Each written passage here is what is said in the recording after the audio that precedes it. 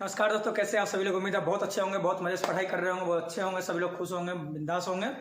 और एग्जाम का टाइम बस 2 दिन और बाकी है, तो इसलिए जम के पढ़ाई करते रहिए। और 2 चैप्टर तो मैंने आप लोग का वीडियो बना दिया था, एक sweetest love I don't go poetry का पहला चैप्टर और second chapter song of my self. और अभी हम लोग देखने वाले हैं चैप्टर नंबर 3 सारा ऑब्जेक्टिव सेशन। सुनिएगा बड़े ध्यान से। और ये सब कंप्लीट होने के बाद मैं सभी कवि के बारे में एक साथ बता दूंगा, उनका जीवनी वो सारा कुछ याद करवा दूंगा, इसलिए जुड़े रहिए मेरे साथ। और सारा वीडियो अभी भी देख लीजिए और एग्जाम के एक दिन पहले भी आप लोग सारा वीडियो जरूर देख लीजिएगा, पूरा रिवाइज हो जाएगा आप लोग का। ध्यान दीजिएगा सभी लोग। First chapter, now the leaves are falling fast has been composed bye.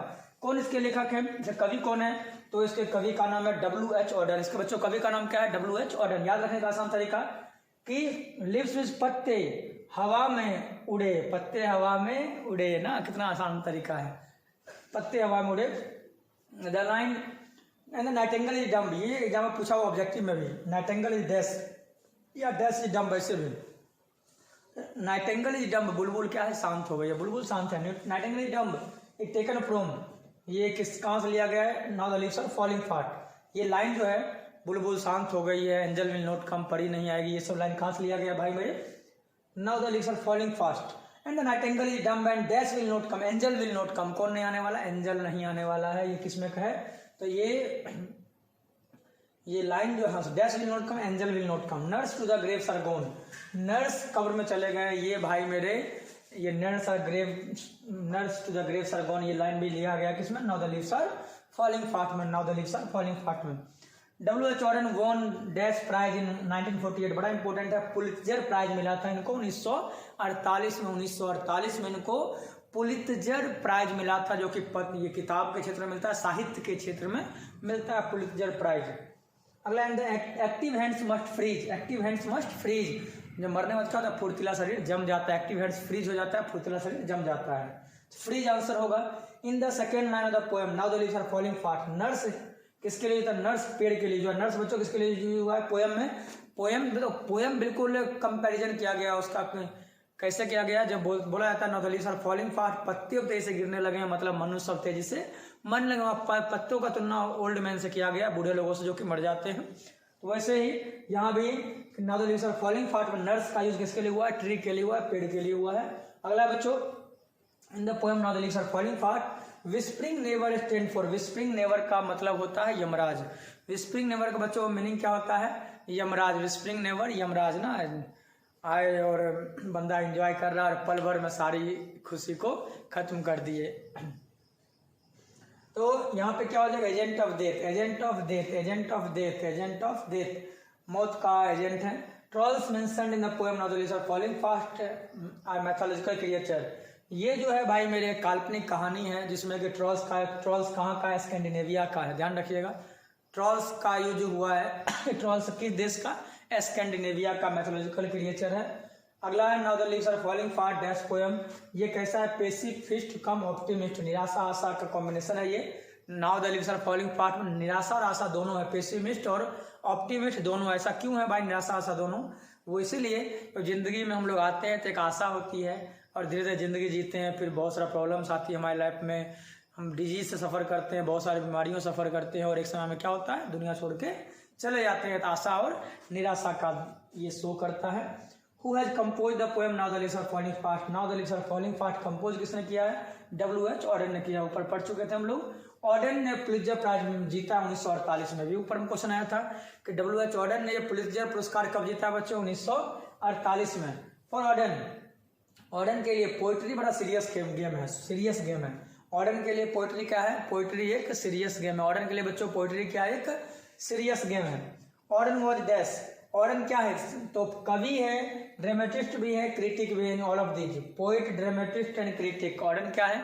Poet भी है, ड्रामेटिस्ट एंड क्रिटिक भी। याद रखिएगा, पोइट, ड्रामेटिस्ट एंड क्रिटिक तीनों का तीनों है। ऑल ऑफ दीज है ऑर्डन।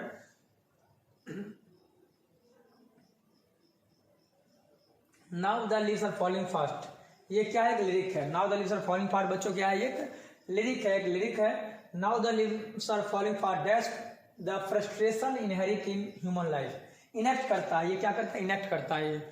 ये इनेक्ट करता है जिंदगी में फ्रस्ट्रेशन है, इंसान के जिंदगी में जो फ्रस्ट्रेशन आती है उसको ये इनेक्ट करता है। क्या क्या लाइफ में प्रॉब्लम्स आती है इसी को इनेक्ट करता है। Now the leaves are falling fast. W.H. Auden ने पोएम लिखा है, कौन सा पोएम लिखा है बच्चों?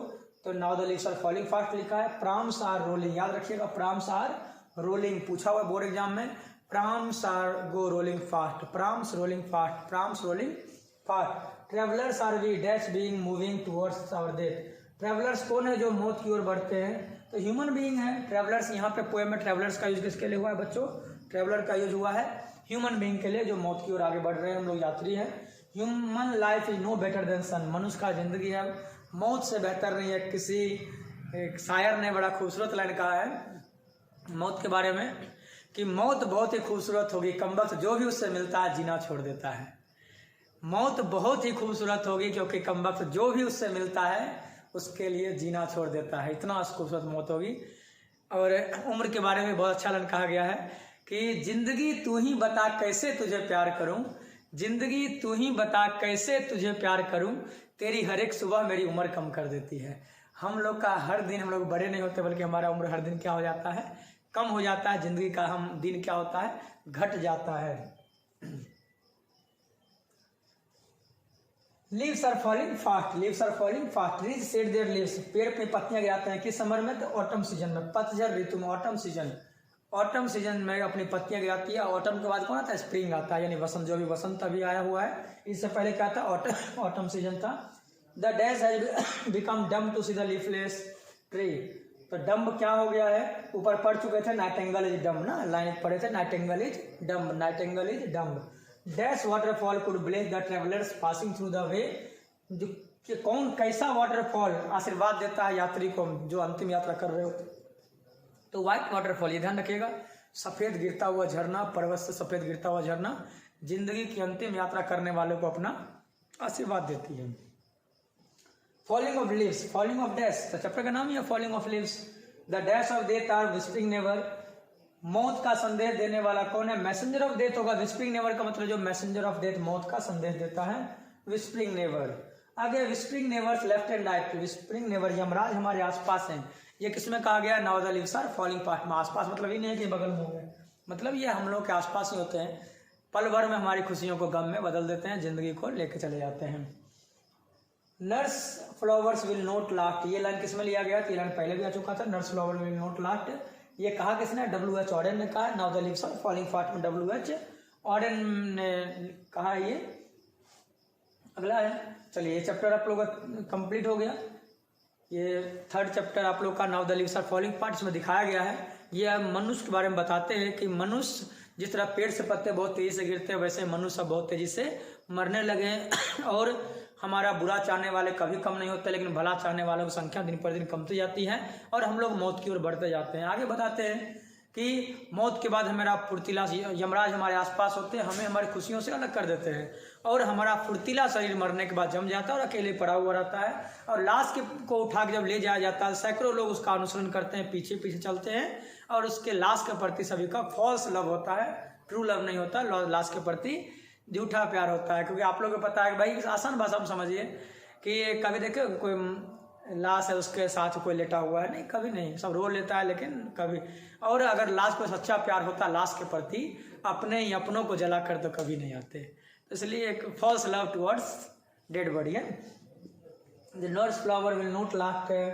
और उसके बाद आप लोग पढ़े, ये भी पढ़े कि जब लोग उठा के ले जाते हैं वहाँ पे डिजीज, फ्रस्ट्रेशन, ये सब को झेलता हुआ इंसान दुनिया चला जाता है। जब चला जाता है दुनिया इंसान, उसके बाद उसको जब सब लोग ले जाते हैं तो हिंदू धर्म में पता जलाया जाता है, मुस्लिम धर्म में दफनाया जाता है। सब धर्म का अलग अलग अपना अपना रीत है।